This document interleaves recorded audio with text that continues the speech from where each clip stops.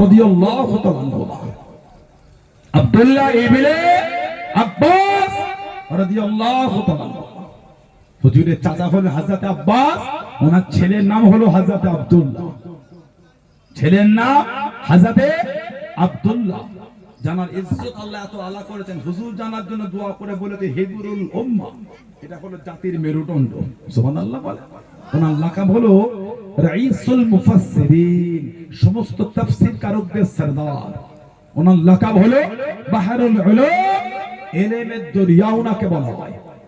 পৃথিবীর শ্রেষ্ঠ তাফসীর আল্লাহ ওনাকে দিয়ে দেখিয়েছে, তাফসীরে ইবনে আব্বাস। জোরে বলে, আর একটু জোরে বলা গেল না?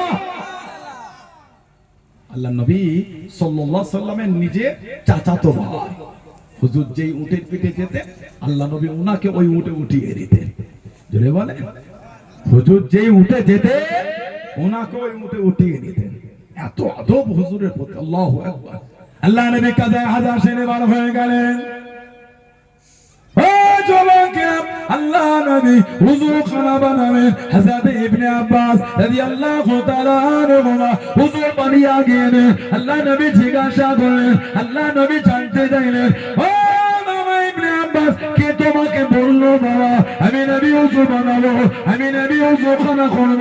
ইয়া রাসূলুল্লাহ, হাবিবাল্লাহ, আল্লাহ পাকে নবী হুজুরকে আপনি মাফ করুন, গুস্তাখিটা ক্ষমা করুন। আমি জানি হলো আপনি যখন কাজায় হাজার থেকে পার হয়ে আসেন, হুজুর আপনি ওযু করেন, হুজুর আপনি ওযু বানান। ও জবানকে আল্লাহ নবী ভিড়ে কাটখানা নিয়ে ওনার মুখে বলিয়ে দিয়ে, ওনার চেহারায় বলিয়ে দিয়ে আল্লাহ নবী দোয়া করে দিন, ও নবী আল্লাহ, আমি নবী আমার ইবনে আব্বাসকে দিনের গভীর জ্ঞান দিয়ে দেন, দিনের ফকিহ করে দেন, ইফাকু ফিদ্দিন, দিনের গভীর মিলিয়ে দেন, দিনের গভীর জ্ঞান মিলিয়ে দেন। আল্লাহ রাব্বুল আলামিন হযরত ইবনে আব্বাসকে দিনের ফকিহ করে দিলেন। জোরে বলুন সুবহান, আর একটু জোরে বলুন সুবহান। মাত্র 12 বছর আল্লাহর নবী যখন বিশাল শরীফ লাভ করছে, ওনার বয়স মাত্র 12 কম বেশি। হুজুর যখন বিশাল শরীফ লাভ করছে, এই 12 বছরের সাহাবী আমার নবী পাক সাল্লাল্লাহু আলাইহি ওয়াসাল্লামের নূরের জবান শরীফে শুনে শুনে 1660টি হাদিস শরীফ মুখস্থ করে ফেলেছে। আর জোরে বলা যাবে না? 12 বছরের সাহাবী হুজুরের জবান শরীফ থেকে শুনে হাদিস মুখস্থ করে ফেলেছে। ওনার থেকে বেশিরভাগ হাদিস বর্ণনা হয়েছে বুখারী শরীফ আর মুসলিম শরীফে, মুত্তাফাকুন আলাইহি হাদিস।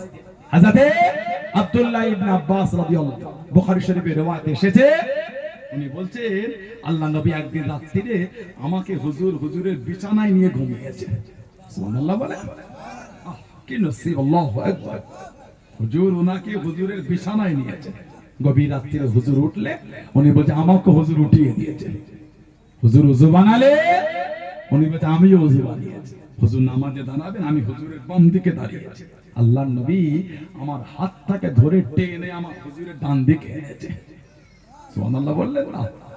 উনি বলছে যে আল্লাহর নবী তাহারিমা বেঁধেছে, আমি টুক করে নিচে নেমে গেছি। আল্লাহ নবী নামাজের পরে বলে, ইবনে আব্বাস কি ব্যাপার, পাশে দাঁড় করানো, নিচে চলে গেলে। আহা, 12 বছরের সাহাবী, কত অল্প বয়সের সাহাবী, আদব। উনি বলছে ইয়া রাসূলুল্লাহ, আপনি তো নবী। হুজুর আপনি তো নবী। হুজুর আমি কি আপনার পাশে দাঁড়িয়ে নামাজ পড়তে পারি? আল্লাহ তো আপনাকে নবী করে এত ইজ্জত দিয়েছে। হুজুর আপনার পাশে দাঁড়িয়ে নামাজ পড়াটা আমার কাছে বেয়াদবি মনে হয়েছে বলে হুজুর আপনার পাশে না, আপনার থেকে নিচে নেমে আমি নামাজ পড়েছি। জোরে বলুন না সুবহানাল্লাহ। সাহাবাদের মধ্যে কত আদব, সাহাবাদের মধ্যে কত প্রেম। কিন্তু দুঃখ আর কষ্ট, আমাদের সমাজে কিছু আছে হুজুরের আদব বোঝে না। বললাম না, ভুল বললাম? হুজুরের সাহাবী ছিলেন হযরত হুযায়ফা রাদিয়াল্লাহু তাআলা, ওনাকে বলা হয় হুযায়ফা ইয়ামানি রাদিয়াল্লাহু তাআলা। হুযায়ফা ইয়ামানি রাদিয়াল্লাহু তাআলা আমাদের নবী সাল্লাল্লাহু আলাইহি ওয়াসাল্লাম হুজুরের ভালোবাসার সাহাবী হযরত হুযায়ফা ইয়ামানি রাদিয়াল্লাহু তাআলা আমাদের নবী সাল্লাল্লাহু আলাইহি ওয়াসাল্লামের একটা মুহাব্বতের সাহাবী। আমাদের নবী সাল্লাল্লাহু আলাইহি ওয়াসাল্লাম কিতাবে এসেছে ওনার দরবারে হুযায়ফা ইয়ামানি চলে এলেন। হযরতে হুযায়ফা ইয়ামানি রাদিয়াল্লাহু তাআলা আমাদের নবীর দরবারে সাইয়্যিদ ইবনে হিব্বানের মধ্যে পাবেন, তিরমিজি শরীফে পাবেন, নাসাঈ শরীফে পাবেন, মুসনাদ আহমদ ইবনে হাম্বলে পাবেন, মুসান্নাফ ইবনে আবি শাইবায় পাবে, মুস্তাদরাক হাকিমের মধ্যে পাবে, তৎসহ হাইসামি মাজমাউজ যাওয়ায়েদের মধ্যে পাবে। হযরতে হুযায়ফা ইয়ামানি রাদিয়াল্লাহু তাআলা ওনার মাকে বললেন, মা কতদিন হুজুরের দরবারে আমি যাই না, একটু অনুমতি দিতেন। মা বললেন কতদিন? মা অনেকদিন। মা বললেন যাও, আগুন নিতে হবে।